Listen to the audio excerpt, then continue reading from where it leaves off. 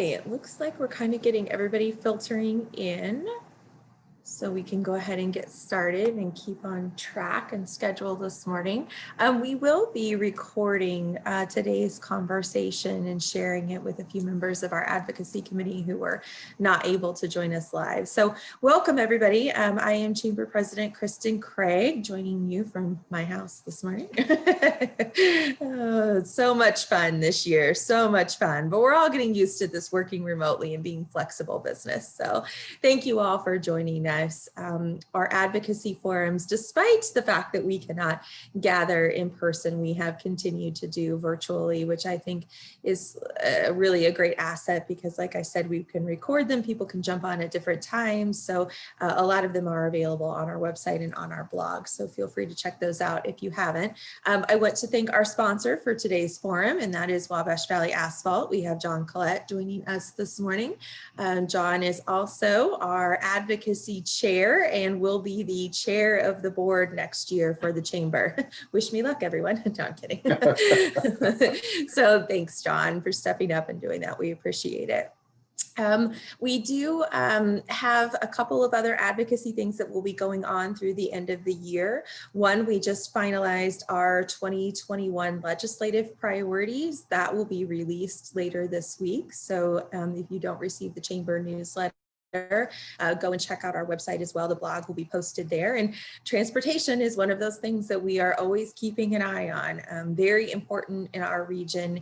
And so that leads me to today's speakers, and we're very excited to have them here with us today. So Debbie Calder is the communications director for the Indiana Department of Transportation, and she's going to share some thoughts on what is kind of in the works for the state of Indiana and how things probably may have changed a little bit due to the circumstances of this year. So we look forward to hearing that update. And then I would also like to mention, I do believe, hopefully he doesn't mind me calling him out, we also have Shane Spears joining us on the call this morning, who is the Deputy Commissioner for INDOT. So Shane, thank you for joining us, and Debbie, thank you for agreeing to do a presentation. We appreciate it. So with that, I will go ahead and turn it over to you. Well, one more thing I would say, we try and keep these to about, I don't know, wrap up by 9:45, so then we have a little bit of time for questions at the end, if you're good with that. So yeah, believe me, my presentation is not going to last that long. I just told Shane, I said, I tend to talk fast when I start presenting, but we appreciate the opportunity to come to you today. And I'll let Shane tell a little bit about his background at INDOT, and then we'll jump into the presentation here shortly. Good morning. Thank you for the invitation. I think it's been a couple years since I've spoken with most of you. I think maybe Debbie came last year. I don't remember, Deb. It was 3 years ago, we decided. But I guess just a little bit myself. I've been here at Crawfordsville District. It'd be 4 years, coming up 4 years in March. Been with INDOT. How much is it, Debbie? I don't remember. 26 years. Yeah. Started out down to Vincent's District and just was in various roles. My whole career has been at INDOT for the most part. So like I said, come up here 4 years ago, I had the opportunity I was in management 10 years before that down in Vincent's, and had the opportunity to come up here and be the deputy commissioner. And I still enjoy it. 4 years later, I've learned a lot. I think Debbie and them are probably getting tired of me, but we'll tough it out, I'm sure. We've got a lot of, I think, great things going on with Indiana in general, but also in our district. And Debbie will talk about the projects there in that area. And John is probably more familiar about some of them than we are as far as some of the technical details. And we're glad to have a great partner like Wabash Valley and the communities that we work with, Terre Haute and Lafayette, but in particular, Terre Haute's been great, and West Terre Haute with getting the walkway built. And I think that's going to be a great opportunity to provide a lot of recreation and some safe passage there as well. So with that being said, I'll let Deb do whatever she wants to do, and then of course we'll be free for questions after that. Like Kristen said, my name is Debbie Calder, and I've been with INDOT for almost 15 years. And so we're going to share with you a little bit about, I've got a PowerPoint, sorry, I know they're so exciting, I think. Let me, wait, hold on a second, I think I went too fast. Share screen. Oh. Sorry, first screen. Is anybody seeing anything yet? Not yet. Oh, here we go. I clicked the wrong thing. There we go. I've been on a lot That's of these it. meetings. Everybody see it? Okay. Let me see if I can get it. Are you seeing the side view as well, or just the, you are? Okay, let me figure out what I'm doing wrong.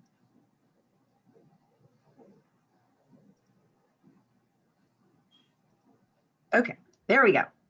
Sorry about that. Thanks for bearing with me. I've been on a lot of these meetings, but I don't think I've presented on the teams yet. So what I first wanted to talk to you guys about is our next level roadmap. It's really a cool tool, so to speak. It's you can get to it by nextlevelroads.com.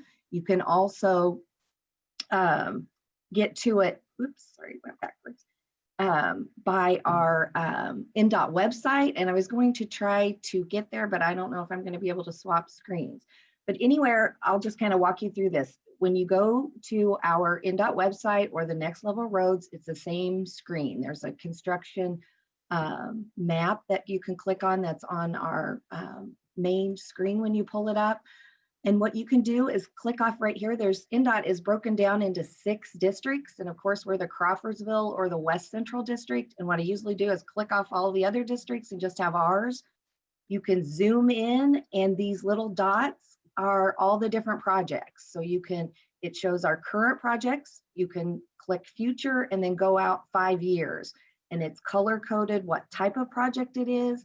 It gives you a little description about the project, what road it's on, what type of project, if it's a bridge or road. So it's a really easy thing for people if they want to go and see what's coming up in their area. You can zoom in just to Vigo County and check out what's going on. And it's just a great opportunity to be able to check out and see what's going on in your area and around the state. Okay, and then we were asked to talk about projects, and Shane had mentioned this, the bike and pedestrian trail. I got a picture from our project engineer out there, Ben Leagy, and this is looking west near Paris Avenue. And I know it's very long awaited project that everyone is excited about. It was awarded earlier this year to Beatty Construction. And what you can see out there is what the contractor has gotten done so far. And if the weather holds, we are anticipating approximately 1 more week of pile driving remaining. And once that is completed, the double lane restrictions will be removed. And throughout the remainder of the winter, they want to try to get out there and continue to work if possible and weather permitting. And if so, there will be daytime lane restrictions in the eastbound direction. So just a little bit of background. I'm sure most people have heard about it, but the bridge will be just over 1 mile in length. It will have a 10-foot clear space for walking or biking with overhead lighting. And there will be an overlooked area near the midpoint, looking out over the Wabashiki Fish and Wildlife Area. This project is scheduled to be wrapped up and completed by October of next year. So some of the projects coming up next year, we will have State Road 63 will be resurfaced from nearly 2 miles north of 41 to State Road. Whoops, sorry, gosh, sorry about that. Clicking ahead. And that will take place between April and late August. We will be resurfacing US 40, or also known as Wabash Avenue, to the west junction of State Road 340. And for some reason, it's covering up my thing. I think it's April to late November, or maybe that's late. You guys see it? I can't see it. The July. It says July. July, thank you. And then State Road 63 over US 41, we're replacing a bridge, and that construction will take place May through November. And then I did talk with our area engineer yesterday, Don Thornton. I think he had came with me to the last meeting that we were at in person a few years ago.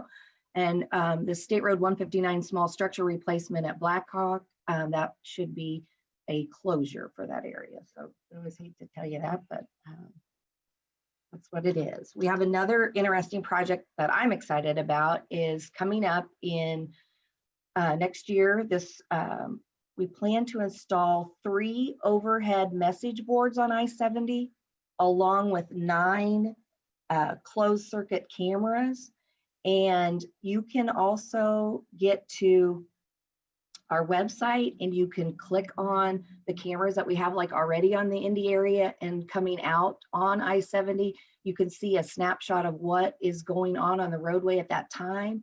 These are a great way to be able to communicate to motorists, you know, what is currently going on out there. We can put, you know, hey, is there construction so many miles ahead? What lanes closed? Is there a crash at such and such mile marker?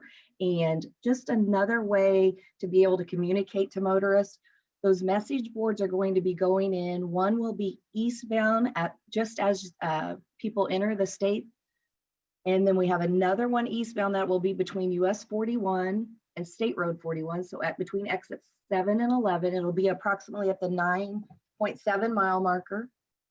And then we'll have one westbound for people as they're entering. I think it's at the Vigo County line. So, and then the 9 cameras are going to be kind of scattered out throughout Vigo County. So that's a great way, like I said, for people to be able to, we use that information to, you know, denote traffic speeds. You can go on our website, you can download our mobile app, and it gives color coded for speeds. If it's green, everything's good. If it's red, it's not good. You know, there could be a crash, could be weather related. So there's just a lot of ways. I thought this one was cute, and sorry, it might be just a little bit blurry, but it does say cats have 9 lives. You are not a cat, buckle up. So that's my joke for the day, sorry. Then we have some work coming up. Besides that, on I-70, we have bridge maintenance and repair over Honey Creek, and that's 5 miles west of State Road 59. Our area engineer said that should be a fairly short duration, probably a 1-lane restriction, and be able to be done fairly quickly. So there's not a big, extensive project out on 70 for next year, which I know is good news for the Vigo County residents. We also have a project that opens for bids in July, and it's bridge patching on, Overnight Road, which is nearly 5 miles west of 243, and then also on a bridge near the Indiana-Illinois state line. And then there's pipelining at various locations. That typically doesn't cause any lane restrictions. We'll have the shoulder closed. You'll see some signs. They'll slow down traffic maybe 10 miles an hour and go from there. I know one you guys specifically asked about was a project that we're doing on, I know it's confusing when we relinquish sections of road, but it's labeled as US 40. It's also known as State Road 46, and that is from I-70 to Wabash Avenue. And within that project, we also are replacing a bridge deck over the South Fork of Lost Creek, and that's located just a little bit east of the intersection of 40 and 46 with Wabash Avenue. So what we plan on doing, this project will open for bids in April of next year. We are going to, it's an asphalt resurfacing project in which we are removing the guardrail. So you can see that the top is kind of showing what's out there, the guardrail with some grass median, and then the bottom showing what we're going to change it to. Not the best picture, it's little, but at least gives you a little bit of an idea. So we're replacing the grass median with a raised concrete median. I'm sorry, we'll start over on that one, in which we are removing the guardrail and the median and replacing with a raised concrete median. However, some of the existing grass median will also be converted to concrete pavement, which will allow for us to extend the turn lane capacity at numerous intersections. So that's usually good news and helps with traffic flow out there. The corridor, when done, will have a modern look with a smooth riding surface that will allow for better traffic movement for the community. There will be, of course, some lane restrictions to allow for construction to happen and keep the road open for use, but they're stating that they're going to try to do a lot of the work at night to minimize the impact to the traveling public. They believe that most of the concrete work will be done next year, with the asphalt work taking place in the spring of 2022. So that one should be done hopefully early in 2022. So change. So that is that project.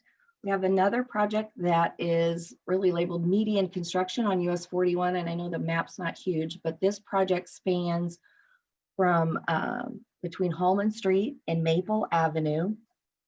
And right now the plan is to remove deteriorated concrete center curb, patch the pavement as necessary, and apply pavement markings. And they state or perform center or concrete center curb repairs in areas of deterioration that cannot be removed completely and repaint. So it'll spruce up the median areas along that corridor, which is very much needed. And that one, he doesn't have the time set yet on it.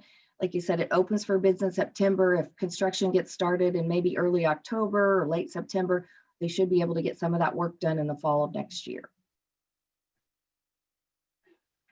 About, I think it was 4 years ago, NDOT went to a one number for all of our customer concerns. We tried to make it catchy and hopefully easy for people to remember. It's 855 NDOT for you, or the number along the bottom. That will ring into our central office in Indianapolis to a call center, and they dispatch everything back out to the appropriate districts throughout the state. The projects that I spoke about above were all projects that are in our capital program department and are done by our contractors. We also have a great maintenance group that works for us. We have approximately 250 employees in our NDOT maintenance force. Those are spanned out in 5 districts throughout, 5 sub-districts throughout our district here in Crawfordsville. Terre Haute has a sub-district as well. And it shows all the different activities that they do. So we rely on those men and women to take care of the roadways in between projects, and they do a great job for us. And we appreciate everything that they do.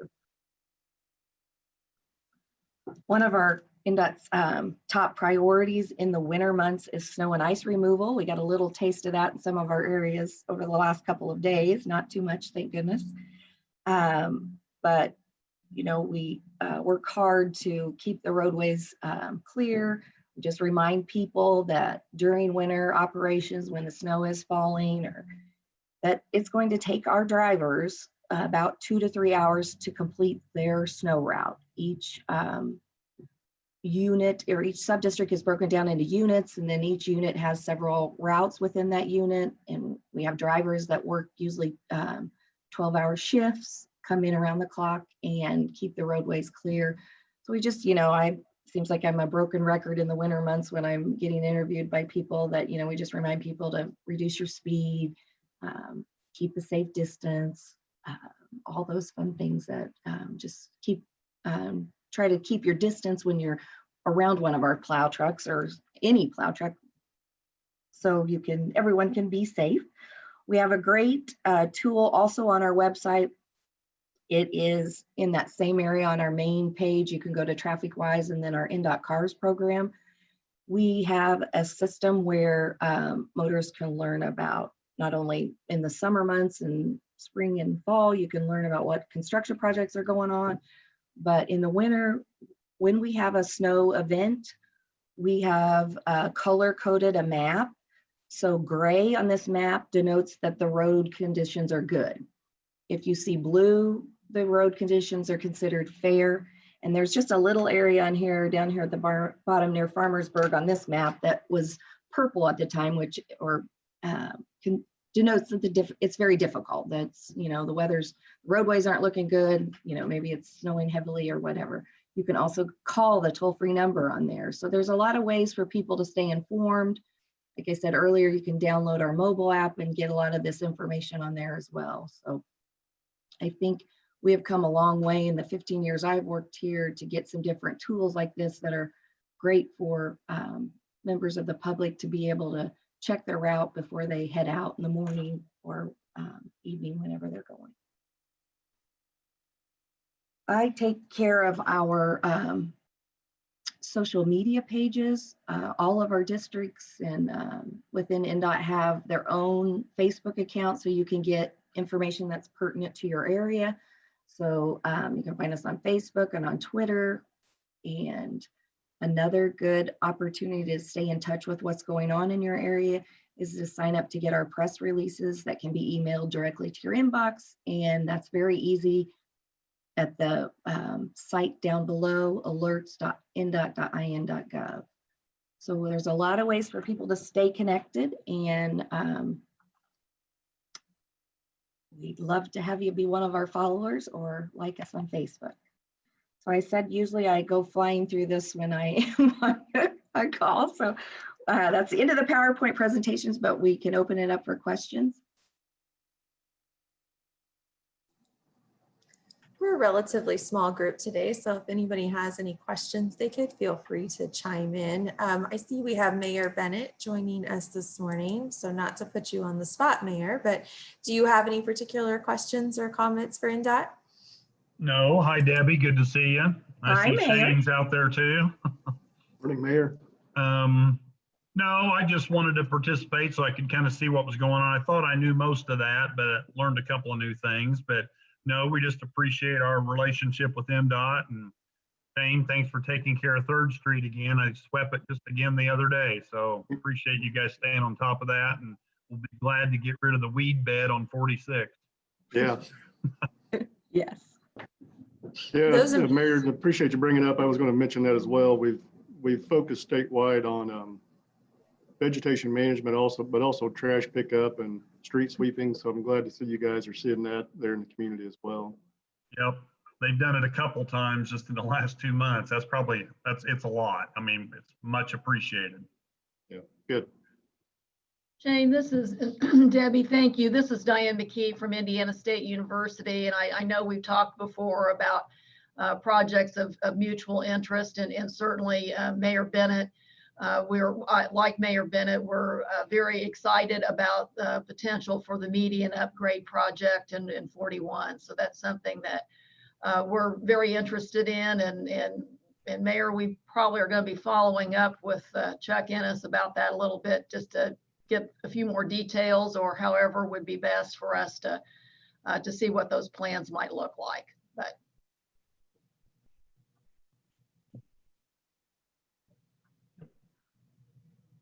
Agree. Yeah, we can give you additional information as well, Diane, as we get closer to letting or whatever. Yeah. As far as what curves we're taking out and what we're trying to rehab. I think for the most part, we're trying to remove what we can, aren't we, Deb? That's what it sounded like. Yes. Yeah, it's not all set in stone yet, so to speak, but yeah, we'll definitely get you whatever information as soon as it's available, and it might already be.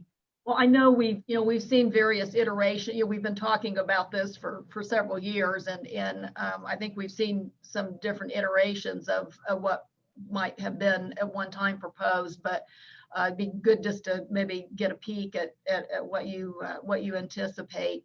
We've been doing a lot of work, as you may know, Shane, on the 3rd Street, the corridor, or the ISU side of 3rd Street, from Chestnut to the overpass, and that project is really complete except for some plantings of trees and that type of thing. So that intersection of 3rd Street and Chestnut, that's one that we're particularly interested in.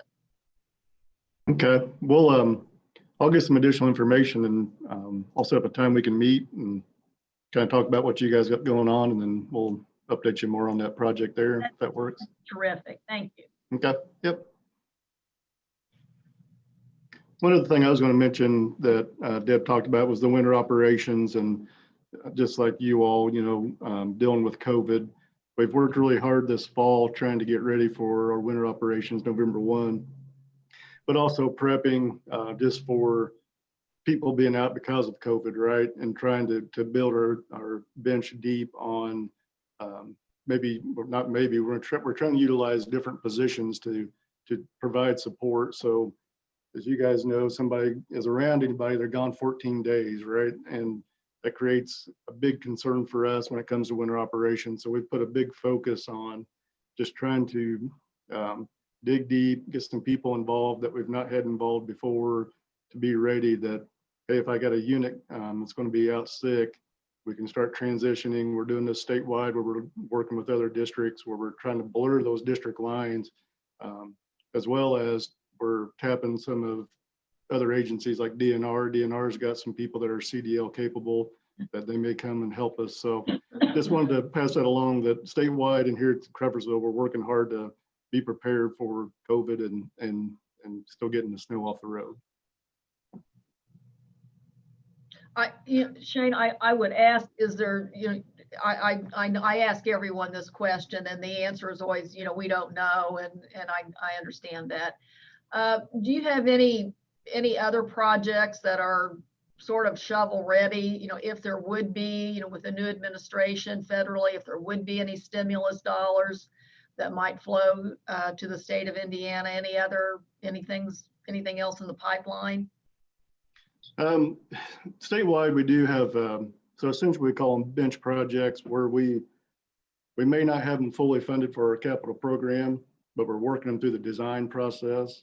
Because just as we go through the year of letting contracts, we have flexible, where it fluctuates on, we plan for a $10 bid and it comes in $5. So we'll have that come through the season. So we'll bring those bench projects up as we get to the end of the fiscal year. So we do have that statewide where it's like you said, if we get some kind of stimulus through federal highway, we'll be able to pull those projects up and put them on the street. I don't have a dollar amount in my mind right now just because I'm not on that committee anymore, but we've been doing that for several years. I guess Wabash Valley Asphalt's leaving too much money on the table then, right?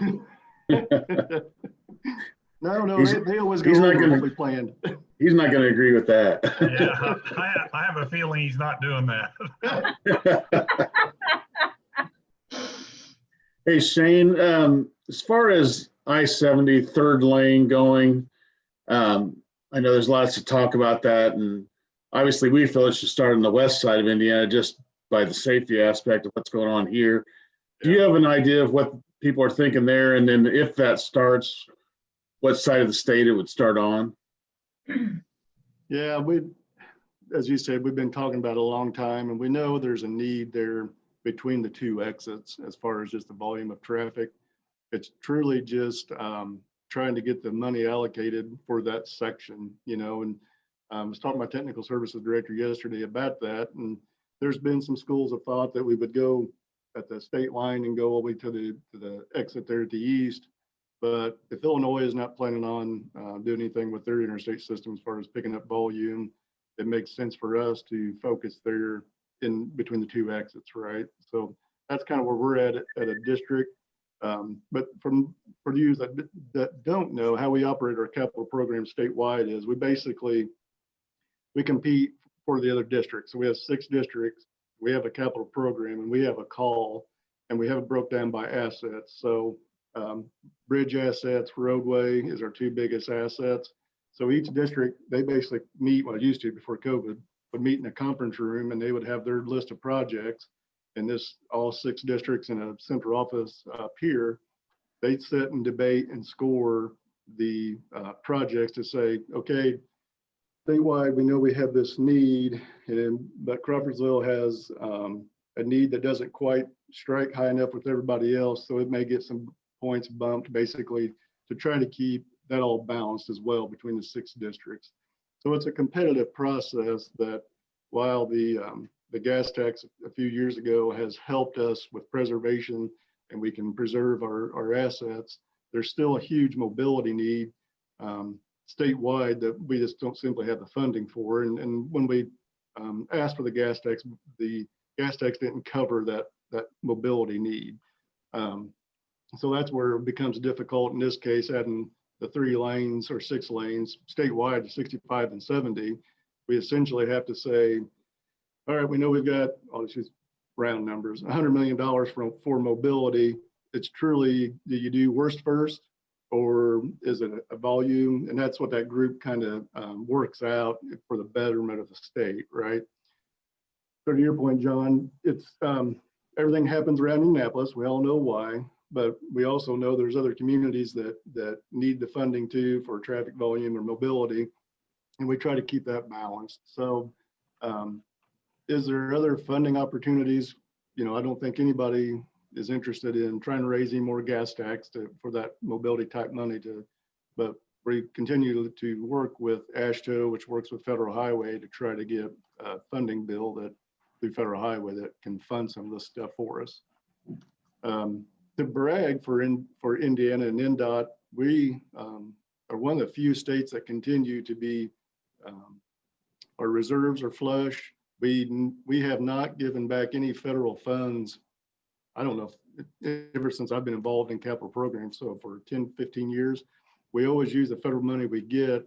And for instance, this year we got additional funding from Federal Highway that other states just didn't have the cash funding to make their match.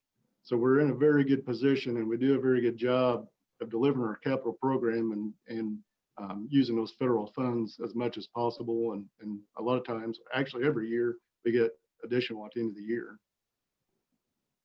I guess from our standpoint as a chamber, it's more of a safety issue out there. We've had so many deaths on that road, and they're in our paper all the time. In this instance, it's not so self-serving for me because I can't stand working on I-70. I like the work that no one likes working on I-70. Yeah. But when I talk to people about roads and needs around the Terre Haute area, it's always a safety issue when you start bringing up I-70. Yeah, we don't disagree at all. And you guys have all seen obviously the media and the issues we've had and what we've tried to do and continue to try to do to mitigate it when we are out there working. With if you saw the project we had this summer with the zipper wall, where we try to open traffic up as much as possible. As Deb mentioned earlier, the message boards, those are all helpful, but they're more, I don't want to say Band-Aids, but they're a good tool, but ultimately we're going to need the additional capacity, right? Just a matter of trying to allocate the funds statewide to say, this is important enough. There's been enough, accidents, and there's enough volume that it needs to happen. One thing I will mention and add to Shane's comments is our capital program director had said that we are adding on I-70 and interstate projects, we're adding what we call a back of queue vehicle to alert motorists if there is a backup, that there will be, whether a police vehicle, something with lights that's going to get people's attention.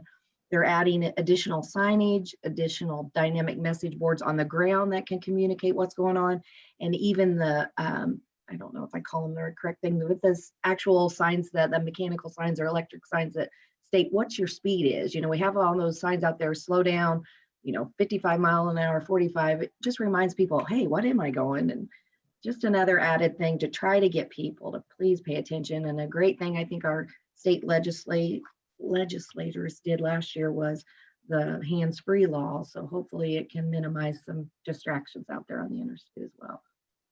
One of the other things we might be able to push is the cameras in work zones. I think that might help too. Yeah, we're going to be an advocate for that in this session again this year. And I think we may have some additional support going into that. But yeah, we love the idea of it. And we've got data that shows that it's effective in other states, I think John brought up a really critical point that we hear all the time from our community, especially the business community, about the safety of I-70. So we appreciate all the smaller steps that you guys have mentioned today, and that will certainly or hopefully have an impact on the safety in that area. But we will keep that third lane conversation top of mind. So every time you talk to us, you'll probably hear about it. We included it in our legislative priorities again for this year. So that is something that we are keeping close tabs on and actively pursuing from the chamber perspective, just so you all know. Yeah, we appreciate that legislative support. We are here to help. Yeah. Any other questions that we have from the group this morning?